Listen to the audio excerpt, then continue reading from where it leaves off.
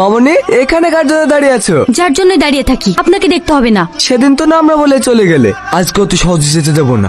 আপনি এখান থেকে যাবেন না প্রিন্সিপালকে ডাকবো? আবার বিয়া তুমি শুরু করে দিয়েছি। দেখ, এটা আমাদের পার্সোনাল ম্যাটার, তুই এর মধ্যে নাক গলাতে আসিনি। ভালোই ভালোই বলছি, ঝামেলা না করে এখান থেকে চলে যা, তাহলে কিন্তু অনেক খারাপ হবে। তোকে আমি ঠিকই দেখে নেবো। আমাকে দেখার আগে প্রিন্সিপালের সঙ্গে দেখা করিস।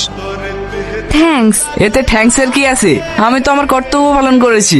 আর তাছাড়া আমার সামনে অন্য কিছু হলে আমি কখনোই মুখ বুজে সহ্য করব না। আপনি অনেক ভালো মানুষ। এই নিন আপনার ডায়েরি। সব পড়া হয়ে গেছে? হ্যাঁ, আপনার কবিতা মাকে পড়েও শুনিয়েছি। মা আপনার অনেক প্রশংসা করছিল। আমি এখন আসি। হ্যাঁ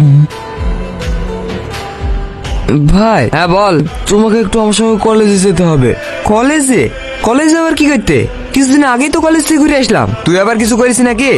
তেমন কিছু না, তুমি তো জানোই, না করলে আমার দোষ হয়। সে তো আমি ভালো করেই জানি। তুমি কেমন ভাই, এবার মতো চলো। ঠিক আছে ঠিক আছে, কালকে যাবো। আসবো স্যার। আরে সেলিম বাবু, আসুন আসুন।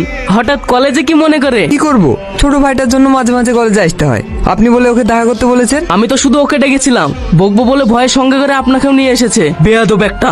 কলেজে ওপেন স্মোকিং করে, কোন স্যার কিছু বললে মুখে মুখে তর্ক করে, আবার মেয়েদেরকেও বিরক্ত করে বেড়ায়। তোর নামে সব কি শুনছি? তুই যে বললে কিছু করিসনি। স্যার ছোট তো, তাই ভুল করে ফেলেছে। এবারকার মতো ক্ষমা করে দেন। স্যারের কাছে ক্ষমা চা। আমার ভুল হয়ে গেছে, নেক্সট টাইম এরকম আর হবে না। তোমার ভাইয়ের কথা শুনে শেষবারের মতো ক্ষমা করে দিলাম। পরের বার যেন তোমার নামে কোনো অভিযোগ শুনতে না পাই।